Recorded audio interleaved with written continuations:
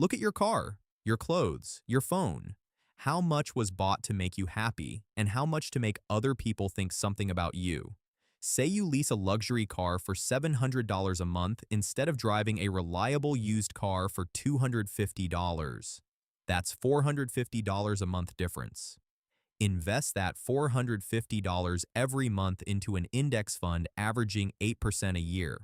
After 10 years, that's over $82,000. After 30 years, more than $670,000. That's the price of looking rich. Over $500,000 gone, so strangers could glance at your car at a red light. By the end of this, you'll understand why the people who look richest are usually the ones drowning, and why the truly wealthy go unnoticed. Picture two people on the same street. The first is impossible to miss. Designer jacket, new luxury car, gleaming watch. The second you'd walk right past, plain clothes, ordinary car. Now look closer. The flashy one is buried in debt. The car is leased, the watch is financed, and he's one emergency from collapse. The plain one owns 3 rental properties and a stock portfolio quietly compounding in the background and could stop working tomorrow. One looks rich, the other is rich.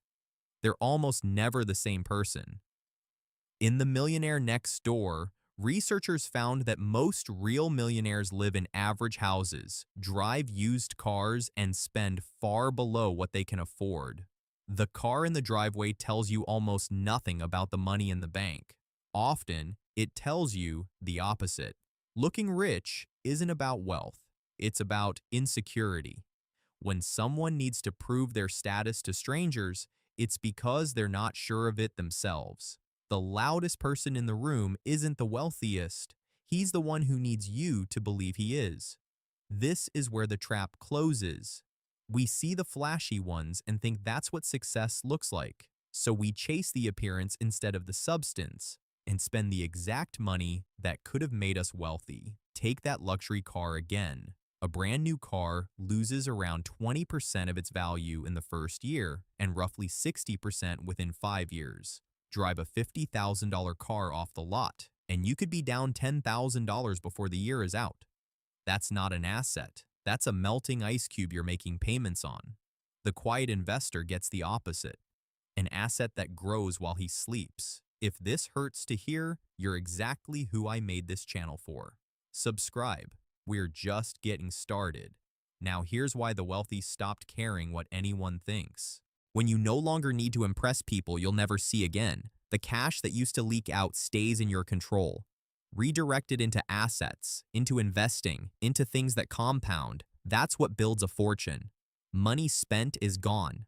Money invested multiplies. So when the wealthy get a bonus or a raise, they don't ask, "What can I buy?" They ask, "What can I own?" That single question, repeated across a lifetime, is the engine behind almost every fortune. There's a term for the mistake most people make: lifestyle inflation. Picture two people who both get a $1,000 a month raise. The first upgrades the car and the apartment, and within a month that raise is gone. The second invests that $1,000. At 8% a year, that's about $180,000 after 10 years and nearly $1.5 million after 30. Same raise.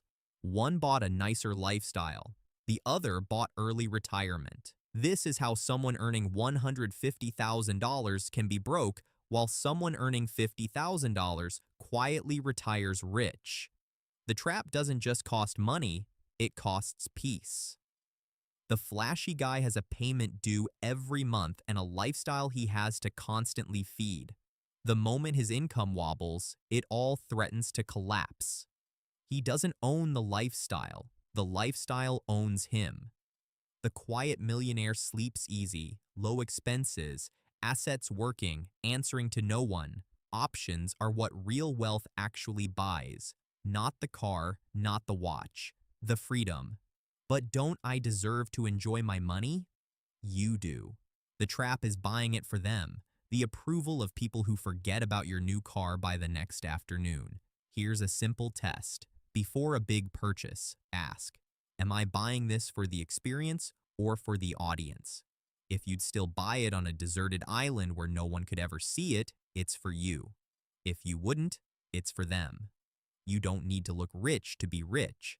The two are usually opposites, and looking rich is often the exact thing standing between you and the real thing.